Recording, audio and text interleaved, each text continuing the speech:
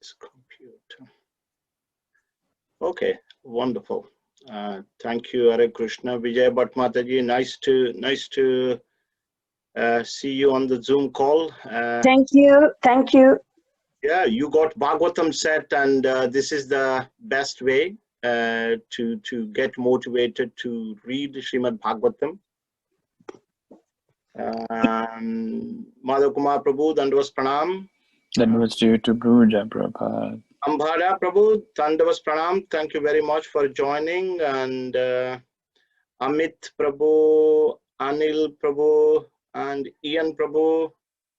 Madhavi Mataji, Meena Mataji, Philip Prabhu, Purushottam Prabhu, Ravikiran Mataji, Shashi Mataji, Sumet, Vijay Mataji.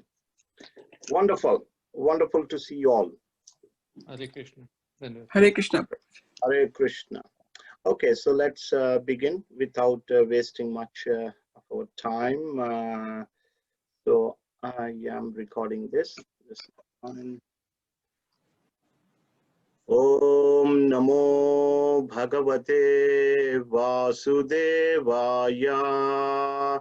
Om Namo Bhagavate Vasudevaya. Om Namo Bhagavate Vasudevaya.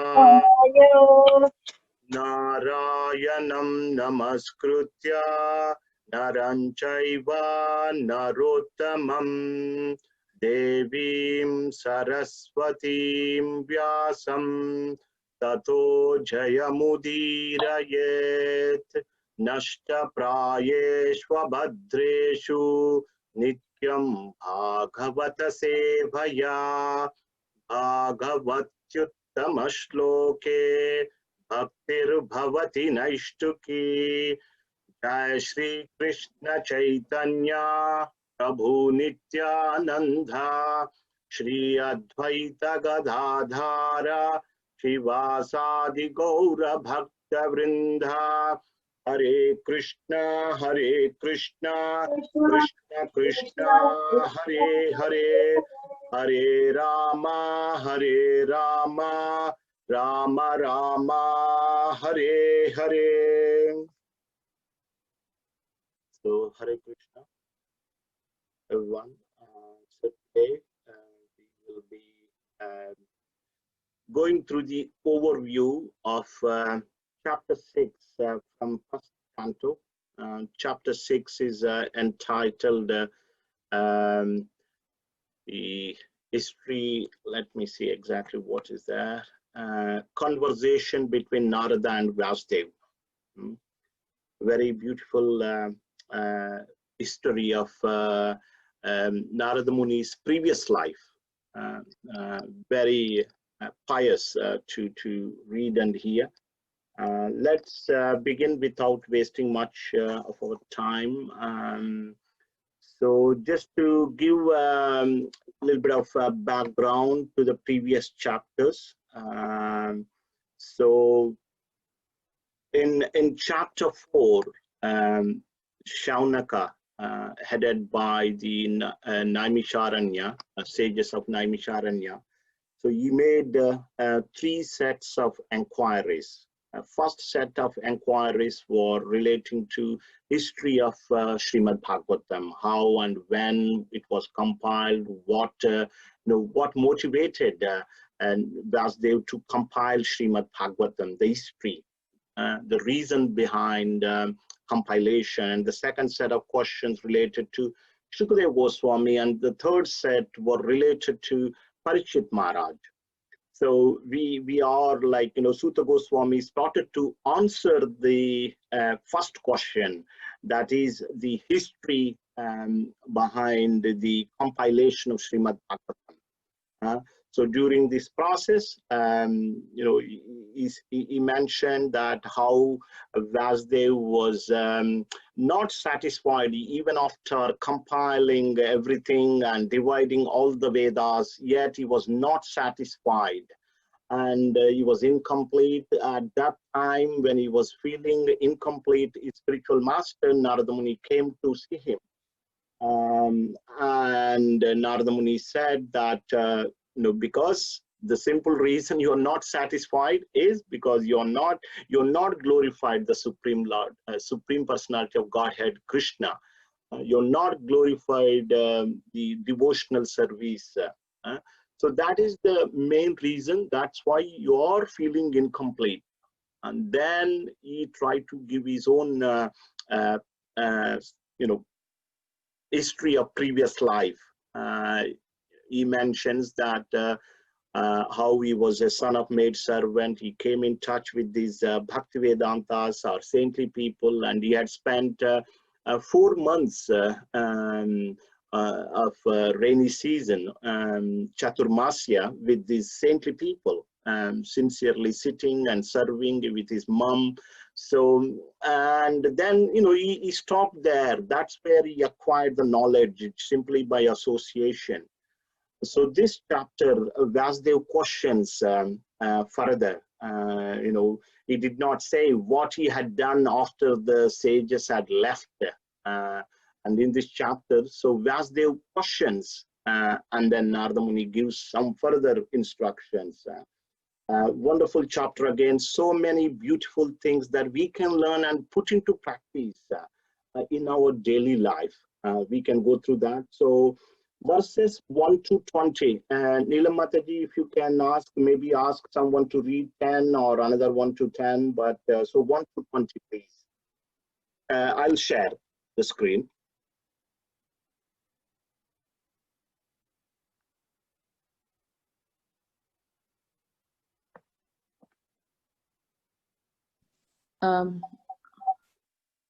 Okay, so Ian Prabhuji. Hare Krishna Mataji, but Prabhuji, do you want to read? can you please excuse me this evening, Mataji? My voice is failing. Okay, no problem, Prabhuji. I'm sorry. No, it's perfectly okay, no problem. Thank you. Okay, then Sumedha is there? I think he's quiet. I can read. Okay, all right. That's good. How many verses? Sorry. 1 to 20. Okay. Suta said, O Brahmanas, thus hearing all about Sri Narada's birth and activities, Vyasadeva, the incarnation of God and the son of Satyavati, inquired as follows. Sri Vyasadeva said, what did you, Narada, do after the departure of the great sages, who had instructed you in scientific transcendental knowledge before the beginning of your present birth? O son of Brahma, how did you pass your life after initiation, and how did you attain this body, having quit your old one in due course? O great sage, time annihilates everything in due course. So how is it that this subject matter, which happened prior to this day of Brahma, is still fresh in your memory, undisturbed by time? Sri Narada said, the great sages who had imparted scientific knowledge of transcendence to me departed for other places, and I had to pass my life in this way. I was the only son of my mother, who was not only a simple woman, but a maidservant as well. Since I was her only offspring, she had no other alternative for protection. She bound me with a tie of affection. She wanted to look after my maintenance properly, but because she was not independent, she was not able to do anything for me. This world is under the full control of the Supreme Lord. Therefore, everyone is like a wooden doll in the hands of a puppet master. When I was a mere child of 5 years, I lived in a Brahmana school. I was dependent on my mother's affection and had no experience of different lands. Once upon a time, my poor mother, when going out one night to milk a cow, was bitten on the leg by a serpent, influenced by supreme time. I took this as the special mercy of the Lord, who always desires benediction for his devotees, and so thinking, I started for the north. After my departure, I passed through many flourishing metropolises, towns, villages, animal farms, mines, agricultural lands, valleys, flower gardens, nursery gardens, and natural forests. I passed through hills and mountains full of reservoirs of various minerals like gold and silver and copper, and through tracts of lands with reservoirs of water filled with beautiful lotus flowers, fit for the denizens of heaven, decorated with bewildering bees and singing birds. I then passed alone through many forests of rushes, bamboo, reeds, sharp grass, weeds, and caves, which were very difficult to go through alone. I visited deep, dark, and dangerously fearful forests, which were the play yard of snakes, owls, and jackals. Thus travelling, I felt tired, both bodily and mentally, and I was both thirsty and hungry. So I took a bath in a river lake and also drank water. By contacting water, I got relief from my exhaustion.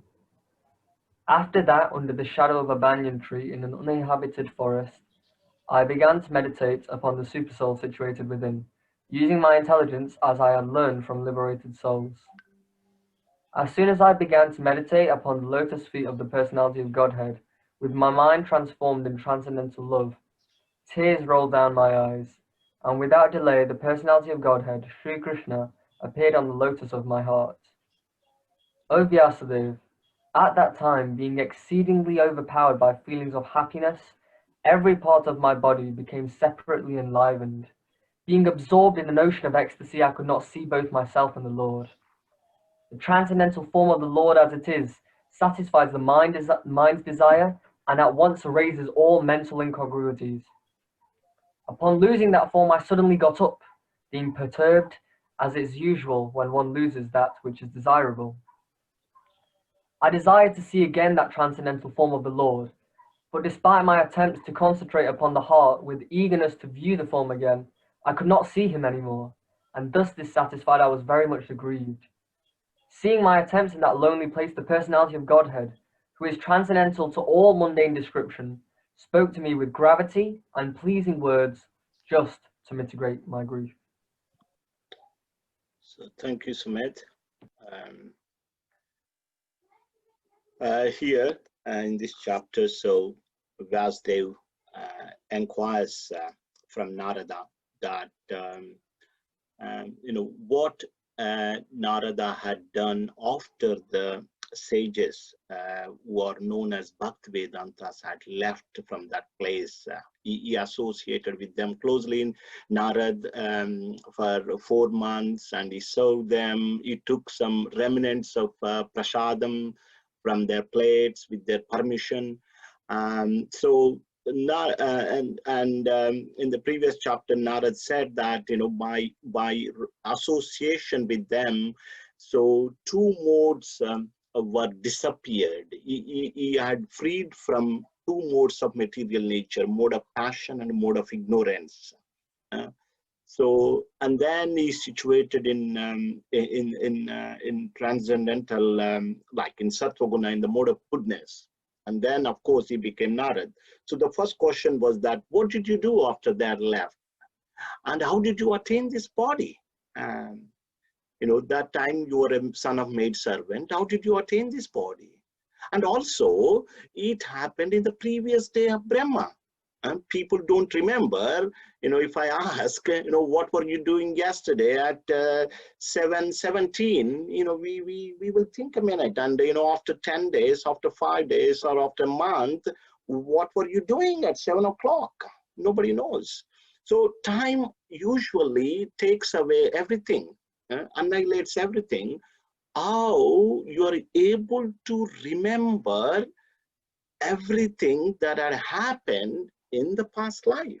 So these are the few questions. What did you do? And what have you, how did you attain this body after quitting the previous body? And then how are you able to remember everything that had happened in the previous day of Brahma? That is quite long. The Brahmas, anybody remembers the length of Brahma's day? Anybody remembers? 4,320,000 years. Sorry, say it again. 4,320,000 years. Yeah, your memory is pretty good, Prabhu. This is coming from the past life. No. Wonderful. Yeah, that's how long the day of Brahma. So Narad Muni had to, had managed to remember everything that had happened in the previous day of Brahma. So Narad then started to explain his, his previous life again. In the previous chapter, he only gave a little bit of background, but here he details a little more. So he says that, he was in the Brahmana school. And of course, his mother was there, but he was the only son of the maid servant. No name of the maid servant was mentioned. The father name was not mentioned. And he was the only son. She used to love him, nicely take care of him. So once upon a time, when she was, out in the night to milk a cow, she was bitten by the serpent. So he was only mere 5-year-old that time. And how did he take? He says that I took this as the special mercy of the Lord, who always desires benediction for his devotees, and so thinking I started for north. And the Sanskrit word is that anugraham manya, anugraham manya manaha. This is the verse, this is text 10. So how Narada Muni thought? Narada Muni thought it was special mercy of the Lord when his mother left from this world when he was only 5-year-old. And it is a small purport. I will read it out. Text 10 purport, very nice. Confidential devotees of the Lord see in every step a benedictory direction of the Lord. Yeah. So this is a sign. A devotee will never morose. Sometimes he may morose, but he will take every opportunity. He will see good in everything. Every opportunity he uses for Krishna. What is considered to be an odd or difficult movement in the mundane sense is accepted as special mercy of the Lord. Mundane prosperity is a kind of material fever, and by the grace of the Lord, the temperature of this material fever is gradually diminished, and spiritual health is obtained step by step. Mundane people misunderstand it. So, any other examples when they were put into difficulty, they took it as Lord's special mercy?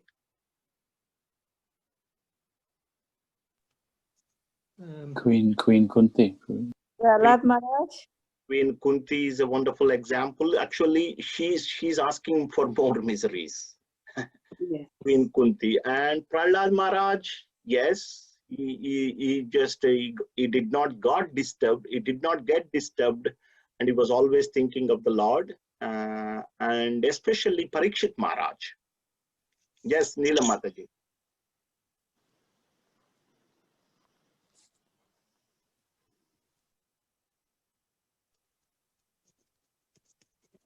Yes, Prabhuji. Did you raise your hand? You No, want no, to no, no. So Parikshit Maharaj, when he was forced to die within 7 days, the description is so beautiful that he took it as special favor, special mercy of the Lord. Not easy, isn't it? When we go through some tiny problem, tiny difficulty, our faith is shaken. We get disturbed. But here, he's only 5-year-old boy. Come on, like, he's not a young adult or a, grown-up man. He's only 5-year-old boy. But he had developed that sense of maturity because he had associated with the saintly people. And see, always in our life also, we go through so many challenges day in and day out. Even among the community of devotees, when we are in the circles of devotees, we will just go through some difficulties. Even in the circle of materialists, outside and inside, we always go through some challenges. But the sign is that just when we read, actually, sign of that person is that the faith is not shaken. Like as we advance, initially we may think, why me? Why this difficulty for me? But as we advance, we will take shelter of the Lord. My Lord, this difficulty has come. Give me strength to cope. So faith is not shaken. This is one great symptom. Yes, Purushottam Prabhu, you raised your hand. Hare Krishna. Probably there are two more examples, like Gajendra and Draupadi, where they waited for their families to come and support and help in situation. And Yes. they finally took the shelter of the Lord. Yeah. So that's a wonderful example. Yes. So Gajendra took shelter, and also Draupadi. So they use this difficulty as an opportunity to take shelter of the Lord. We all go through, day in and day out. We all go through some kind of problems. And that's what's happening when we read these past times. They give us strength. They give us hope. They give us real inner strength. That's what I felt when I was meditating on this chapter today. That's why, as a sadhaka, as a practicing devotee, we are advised to read on a read and hear regular basis. When we read and hear regular basis, then now we heard about Narada Muni, like he was only 5 years, his mother died, he took that as an opportunity to go to Narada, and then we just get that strength when we have problem, when we face difficulty, we also feel, yes, Narada Muni, he was only me a boy, I should also try and face this. So that's why Nityam Bhagavata Sevaya is really important. Reading and hearing Srimad Bhagavatam on daily basis will actually strengthen us. It is for our own good, not for anyone else. And what else? Like, sorry, say it again, Mataji. Dhruv Maharaj? Yes, Dhruv Maharaj, yes, he took shelter. Yes, so his stepmother offended him, and he used that opportunity to surrender. But like, I'm talking that people who actually said that, it is a special mercy, they considered it as a special mercy. Right, let's move on. And he says that he started for the north, that means Himalayas in India, and he was passing through towns and villages and agriculture fields, flower gardens and forests, and various minerals like gold, silver and copper mines.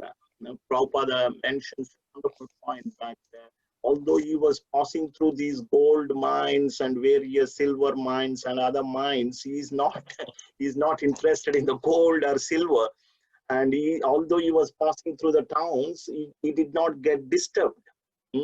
So we are also in the middle of like, we live in the town now, so Prabhupada advises us that no worries, that move forward in your spiritual career, even though there are so many disturbances around you, but we can also move forward just in the following the footsteps Narada. But how can we move forward when Prabhupada repeatedly points out that reading Srimad Bhagavatam on a regular basis, Nityam Bhagavat Sevaya.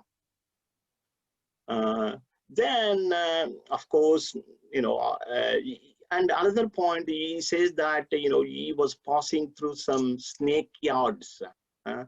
See that he was not, although he was 5 years old, he was fearless. He was fearless. And while reading this, I remembered my own spiritual master, His Holiness Radhanath Swami. So from, he left US and hitchhiking, by hitchhiking, he went to Himalayas. And he had encountered so many near-death experiences. He writes, in his autobiography, Journey Home. Very nice book, very wonderful book. There is a audio version as well. If you've not heard this, I would recommend that you can read, or if you are, if you like hearing, then you can also, there is an audio version, and our Madhav Kumar Prabhu can help you all. Wonderful, wonderful narration. Wonderful narration. So he was, he was fearless. He was going through so many things. This is called Abhay. Our Srila Prabhupada is also very, fearless at that age, going to states.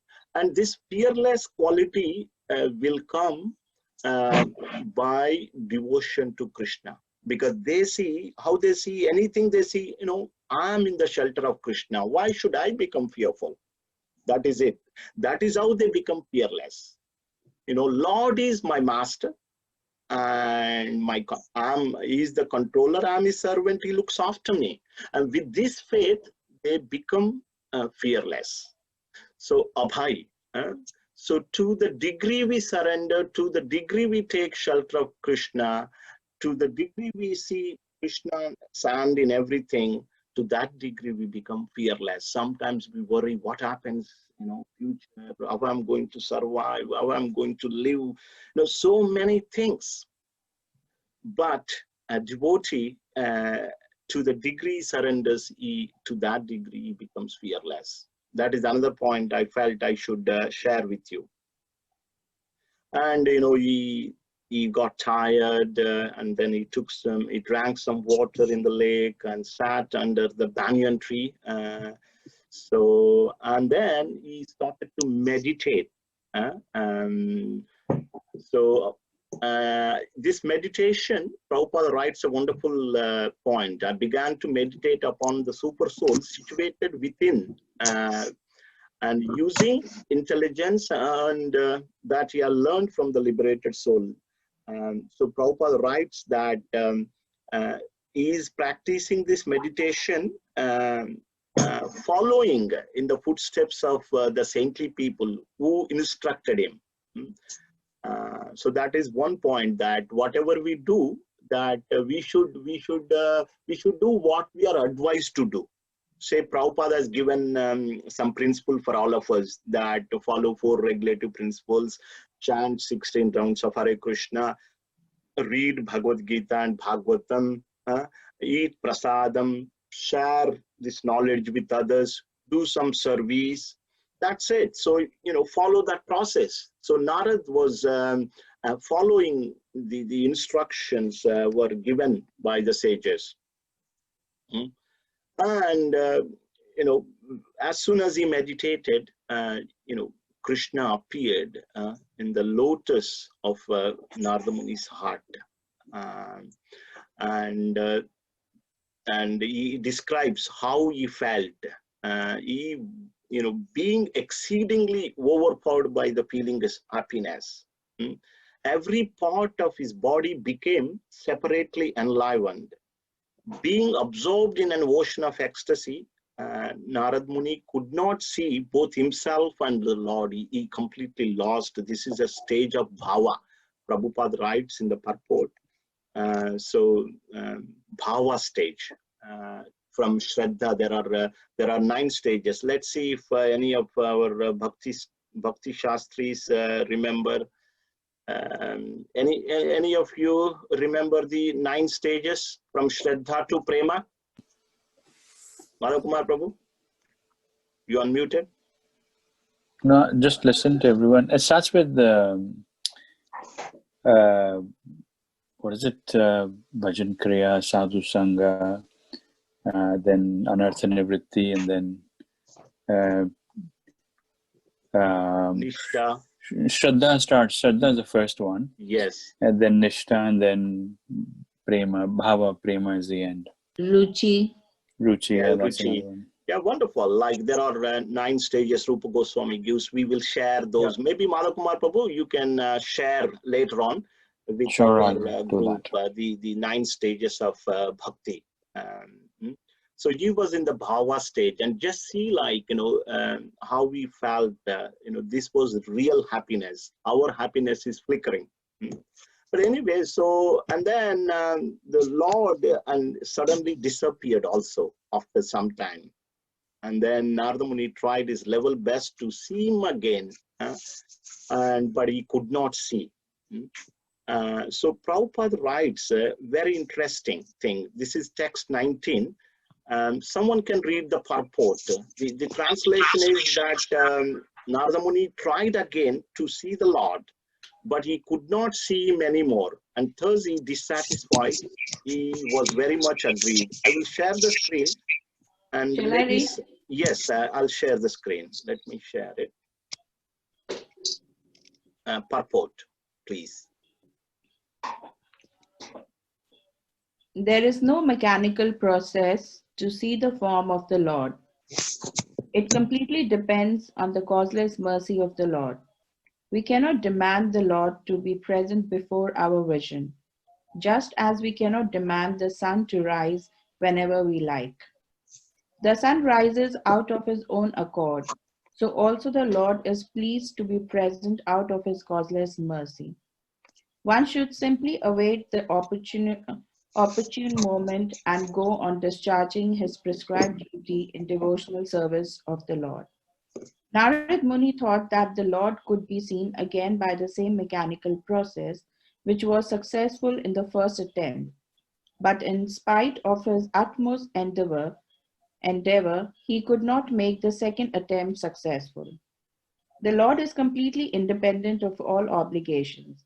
He can simply be bound up by the tie of unalloyed devotion, nor is he visible or perceivable by our material senses. When he pleases, being satisfied with the sincere attempt of devotional service, depending completely on the mercy of the Lord, then he may be seen out of his own accord. Wonderful points. It's not a mechanical process that we follow a certain system and then Lord will stick to that system. But here Prabhupada writes, it completely depends on the causeless mercy of the Lord. It's the mercy of the Lord. And the second point is that he is independent. Lord is independent. So Prabhupada mentions that he can simply be bound up by the tie of unalloyed devotion. When he pleases, being satisfied with the sincere attempt of devotional service, depending completely on the mercy of the Lord, then he may be seen out of his own accord. So Prabhupada mentions that the point is that we just have to follow the process. And just because I'm following X, Y, Z, I can't demand that the Lord would pleases me automatically. It is out of Lord's his own sweet will that you would do that. It is not a mechanical process. That say mechanical process means like say 1 + 1 = 2 always, or certain mathematical principles. They follow a law, a mechanical. You do this, you get that. But here Prabhupada wonderfully mentioned that it all depends on the causeless mercy of the Lord. And for all of us to get that mercy is to serve his own devotee. And we have Prabhupada with us. We can try and please him. We can try and follow Prabhupada's instructions. By pleasing Prabhupada, we will be able to please Krishna and get his mercy.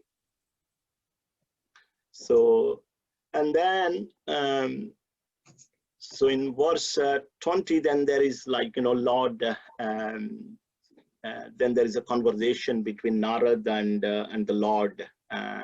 So let's read from verse 20 to 25, Mataji. I will share the screen again.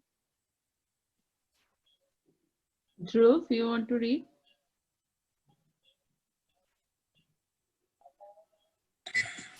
Verse 21 to 25. 21 to 25. Yes, please. Okay. Krishna, everybody. Hare Krishna. 21 to So, 25, Dhruv.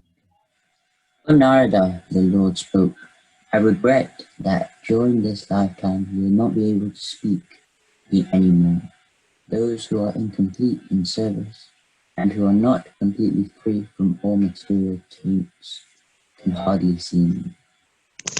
O virtuous one, you have only once seen my person, and this is just to increase your desire for me, because the more you hanker for me, the more you will be freed from all material desires. By service of the Absolute Truth, even for a few days, a devotee attains firm and fixed intelligence in me. Consequently, he goes on to become my associate in the transcendental world after giving up the present deplorable material worlds. Intelligence engaged in my devotion cannot be thwarted at any time, even at the time of creation as well as at the time of annihilation. Your remembrance will continue by my mercy. Then that supreme authority personified by sound and unseen by eyes, but most wonderful, feeling a sense of gratitude, I will I just offered my mute. obeisances unto him, bowing my head. Right. Sorry, there was some background noise. I muted. Thank you very much, Dhruv Prabhu, for reading those few verses. So this is the message of the message of the Lord to Narada Muni. So Lord says, interestingly, in verse 21, that first time Lord appeared within the heart of Narada Muni, and Narada Muni can perceive that Lord appearance. And however he tried many times, he could not see. And so Lord then spoke, seeing his pitiable situation in that lonely place. So here he says, very interesting point, that those who are incomplete in service, who are not completely free from all material taints, can oddly see me. Prabhupada writes quite a bit under this purport that,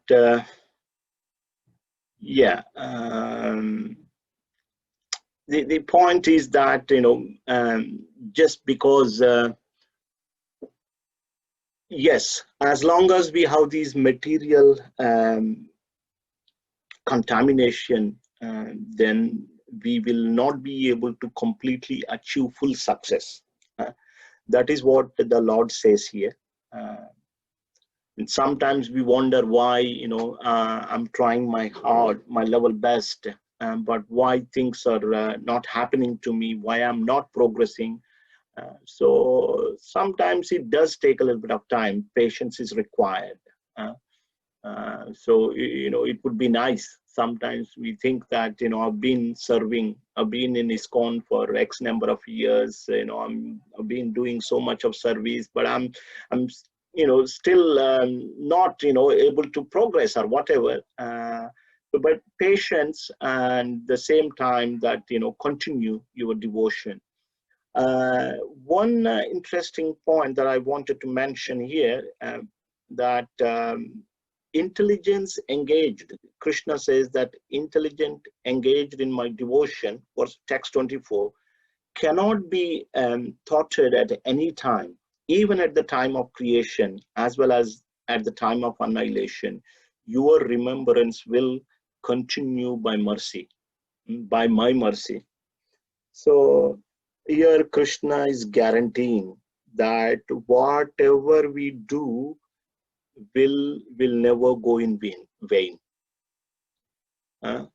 So we will be able to continue devotion some or another form. So Bhagavad Gita, there is a famous verse. Anybody remembers? Chapter 2, that even if little advancement on this path will protect from greatest type of fear. Yes. Yeah. Yes. So text 40 from chapter 2, where Krishna says this: in this endeavor, there is no loss or diminution. Even a little advancement on this path will protect one from greatest type of fear. So here Krishna again says that whatever the intelligence that we are using in the service of the Lord will never go in vain. A wonderful point. Even at the time of creation, just imagine. Yes, we look for things. We wanted to gain many things in this world, but they all go with this body. Yes, I'm making so many endeavors every day. No problem. But the thing is, when I was reading, that is what happened. Like, I'm trying to acquire so many possessions. But all these possessions will go with this body. As soon as the body gone, everything will go away. Right? But this devotion will not be disturbed or diminished or destroyed even at the time of creation. At the time of annihilation and creation, everything becomes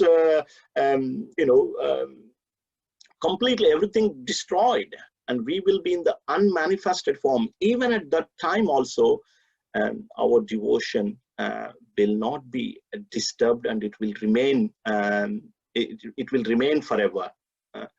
So that is one assurance and hope for all of us to continue our devotion and actually increase our devotional service to the Lord, knowing that all other things will disappear in due course when I give up this body.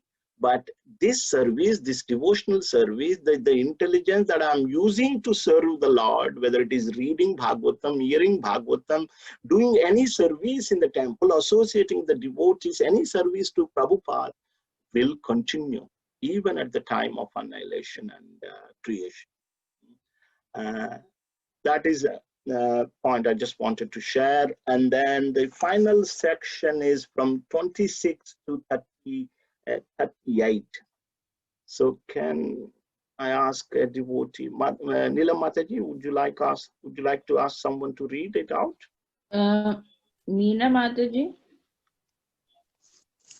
Yes, sure. Just one moment. So that's from text 26, yeah? Please. Thank you. Thus I began chanting the holy name and fame of the Lord by repeated recitation, ignoring all the formalities of the material world. Such chanting and remembering of the transcendental pastimes of the Lord are benedictory. So doing, I traveled all over the earth, fully satisfied, humble, and unenvious. And so, O Brahman Vyasadeva, in due course of time, I, who was fully absorbed in thinking of Krishna and who therefore had no attachments, being completely free from all material taints, met with death as lightning and illumination occur simultaneously. Having been awarded a transcendental body befitting an associate of the personality of Godhead, I quit the body made of 5 material elements, and thus all acquired fruitive results of work, karma, stopped.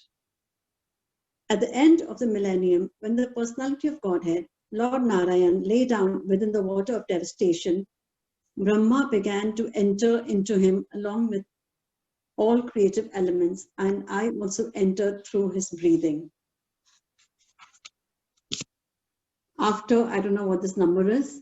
4,300,000. Sorry, 4.3 million. Sorry, 4.3 billion.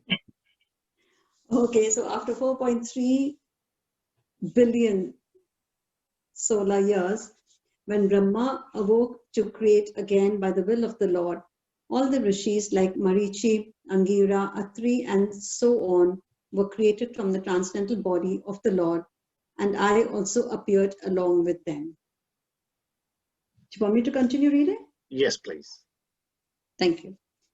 Since then, by the grace of the Almighty Vishnu, I traveled everywhere without restriction, both in the transcendental world and in the three divisions of the material world.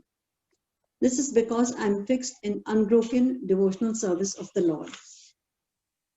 And thus I travel constantly singing the transcendental message of the glories of the Lord, vibrating this instrument called a veena, which is charged with transcendental sound and which was given to me by Lord Krishna. The Supreme Lord Sri Krishna, whose glories and activities are pleasing to hear, at once appears on the seat of my heart as if called for, as soon as I begin to chant his holy activities. It is personally experienced by me that those who are always full of cares and anxieties due to desiring contact of the senses with their objects can cross the ocean of nescience on a most suitable boat, the constant chanting of the transcendental activities of the personality of Godhead. It is true that by practicing restraint of the senses by the yoga system, one can get relief from the disturbances of desire and lust. But this is not sufficient to give satisfaction to the soul, for this satisfaction is derived from devotional service to the personality of Godhead. O Vyasadeva, you are free from all sins. Thus I have explained my birth and activities for self-realization as you asked. All this will be conducive for your personal satisfaction also. Suta Goswami said, thus addressing Vyasadeva, Srila Narad Muni took leave of him and vibrating on his veena instrument, he left to wander at his free will. All glory and success to Srila Narad Muni because he glorifies the activities of the personality of Godhead, and so doing he himself takes pleasure and also enlivens all the distressed sounds of the universe. Thus end the Bhaktivedanta purpose to the 5th canto, 6th chapter of the Srimad Bhagavatam entitled Conversation between Narada and Vyasadeva. Thank you very much, Mataji. The last text is, very important, and where he says, Narada Muni glorifies the activities of the personality of Godhead, and while doing, he himself takes pleasure. And what he does, he himself takes pleasure, and also he enlivens all the distressed souls of this universe. So this is the medicine for our distress, and if we take a daily dose of this medicine, and our distress will disappear. So from in this section, Narada Muni says that what he had done after the Lord had thus spoken and departed from his vision. So he mentions that he started chanting continuously. It's a very important, very important text, verse 26. Thus I began chanting the holy name and fame of the Lord by repeated recitation, ignoring all the formalities of the material world. So we think sometime, when we put tilak, when we chant, when we wear these devotional clothes, we sometimes think what others would think about us. Or when we hear Bhagavatam, when we read Bhagavatam, when we preach Bhagavatam, sometimes the materialistic people may think, what are these guys doing? The devotees, they go onto the street and jump and dance, and on the Rath Yatra day, they dance like that. These are all, Narada Muni ignored all the formalities of the material world. Ignoring the formalities, he repeatedly chant the holy name and the glories of the Lord, repeatedly. And he says that such chanting and remembrance of the Lord is very beneficial. And he did this. While doing this, he traveled all over the earth, like our Prabhupada. How many times he circled the globe? 14 times roughly. 14 times he circled the globe, ignoring all the social formalities. So he did not put a suit on. So he was in sannyasi dress, wearing tilak, wearing kantimala. So ignoring all the social customs, Prabhupada did follow in the footsteps. So he says that in due course, while he was doing like this, ignoring all the formalities and constantly chanting the glories of the Lord, and one fine day he left the body and attained the spiritual body. It is said lightening and illumination occurs simultaneously. So he gave up the material body. When the lightning and illumination, they occur simultaneously. In the same way that Narada Muni gave up the material body and then acquired the spiritual body. So it happened. This story happened in the past day of Brahma, previous day of Brahma. That was 4.3 billion years ago. And when during the night of Brahma, so Brahma goes to sleep, and all other living entities actually they take shelter in the tummy of Garbhodakshai Vishnu. And later, when Brahma awakes, the creation starts, and then all other creations takes place. So Narad, in this day of Brahma, so he appeared as son of Brahma. So one of the question was that how did you give up your previous body and attain this body? So this is the answer. And one other question was that how are you able to remember everything and that had happened in the past day of Brahma, previous day of Brahma? Usually time will annihilate everything. And Narada Muni says that. What is the answer for that? Because devotion will never be perished. Because of the mercy of the Lord, I am able to remember everything that happened in the previous day. The one other point here that he says that after coming in the form of Narada, a son of Lord Brahma, as a mental son, so he started wandering everywhere in three worlds. I travel everywhere without restriction. So Narada Muni doesn't require any passport, any visa. Not only this planet, but not only this universe, he can go to other universes as well. Within this universe, there are 14 planetary systems. So you can go anywhere. And it doesn't require any passport or visa. So it does mean that spirituality will give us a lot of freedom. Now we are conditioned. We are we are controlled in many ways. When we are spiritually empowered, actually there is a lot of freedom. Just see, Narada Muni can go anywhere and everywhere. He says that he uses this veena and he glorifies Lord, on the veena, and this veena is a gift of the Lord. Prabhupada writes in the purport, those who have these musical skills, they should use all these sare, gama, pada, nisa, and other things in the service of the Lord, following in the footsteps of Naradji. So he was personally given this veena by Krishna. So what gifts were did we receive any gifts from Krishna? Naradji got the gift of veena from Krishna. Have we received any gifts from Krishna? It's a question anybody can answer. Have we received any gifts? Yeah, I consider this life as a gift because this gives me an opportunity to serve him and realize. Wonderful, Amit Prabhu. Haribo, Very, Hare very, Krishna. yeah, very nice to hear from you.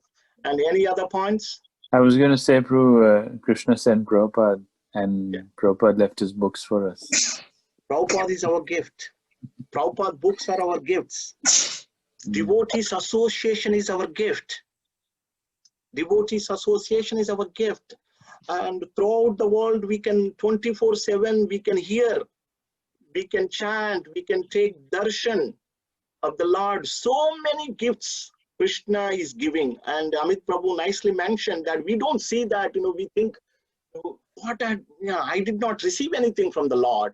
But if we look around, this receiving set of Bhagavatam is a gift of Krishna. We are only instrument. Madhakumar Prabhu, when we distribute books, we are only the instrument. Wherever the Lord wants the Bhagavatam goes there, we will only deliver. Like that, we are also fortunate, very fortunate, extremely fortunate that somehow or other we came in touch with Prabhupada, pure devotee, and his books, his writings. Maybe Madhav Prabhu might have mentioned to you when he offered this book set to me. Few days back, approximately a month back, I was looking something to read. I'm into spirituality for a long time now, and I was searching for some books, and so when he come up with this offer, this thought strikes my mind that it is not Madhav Prabhu who is offering it; it is Sri Krishna. Jai. So thank you, sir. Wonderful, wonderful. Yes, Bhagavatam goes to the fortunate people's place. You are very fortunate. Those who had who have Bhagavatam, they're all fortunate. If you don't have a set of Bhagavatam, and Mahakumar Prabhu is very eager to give you one. Yes, please contact him. So you'll be over the moon to hear from you. If you want to make someone else fortunate, you became fortunate having set of Bhagavatam. You can also make someone else fortunate by giving a set of Bhagavatam, by asking them to take, asking them to take a set of Bhagavatam. Like that, we all can do it. So we have so many wonderful gifts, and we can always thank Krishna in many, many ways. One other point, the verse 34 is a very key verse from this chapter. I'll recite and just discuss a couple of more minutes, and we will end there. Just give me a few more minutes. 1:634. You all can memorize this translation or verse. Etadyatura chittanam matra sparshe chaya muhu bhavasindu plavo drushto haricharyanu varnanam. So Narada Muni personally says that those who are having miseries, those who are always full of cares and anxieties, that means those who are full of anxieties, full of miseries, because of this contact with the sense objects. Our miseries are because of the senses, isn't it? Senses, and the senses are in contact with the sense objects, and because of the senses, we are in anxiety, full of anxiety. And Narada Muni says that how we can cross this ocean of nescience, or ocean of ignorance, ocean of material existence. Narada Muni gives a suitable boat for us to cross this nescience, ignorance, and he says that Aricharyanu Varnanam, constant chanting of transcendental activities of the personality of Godhead will act as a boat for us to cross over to the nescience of this suffering, our material existence, and take us to the other shore of the spiritual world. So bottom line here, that constant chanting of transcendental activities of the Supreme Lord. Aricharyan anuvarnanam, always, whether it is hearing or repeating, see what we can do. You know, when I was reading, I felt that why am I not doing it every day? When I read it today, then I felt it's good. You know, so many things cleared up. So this verse is very famous. You know, you can create your own boat. Yes, you can be your own boat maker. That boat will take you to the spiritual world, cross over you from the nescience, cross over you from the suffering. And that boat is constant chanting of the transcendental activities of the personality of Godhead, Sri Krishna, Hari Charyanu Varnanam. And Naradji also mentions that, you know, Vasudev, I have instructed everything you wanted to know from me. And also this will be very much conducive for your own devotion and pleasure. So hearing these pastimes is also conducive. Firstly, we experience pleasure. When we read, definitely there is pleasure. When we hear the story of Narada Muni, there is pleasure. When we hear the pastimes of Krishna and his incarnations, we will take pleasure in it. And also not only pleasure, but it is conducive for our devotional service. So that's how this chapter ends. So thank you very much. I took 5 minutes extra. Thank you so much. But if anybody wants to share anything, please do let me know. Any comments also? Meena Mataji? Yes, Prabhu, I would like to say that we are talking about, you know, I think Amit Prabhu said that he wanted to read something, looking to read something. So this evening I actually wanted to read, you know, part of the, but I didn't say anything.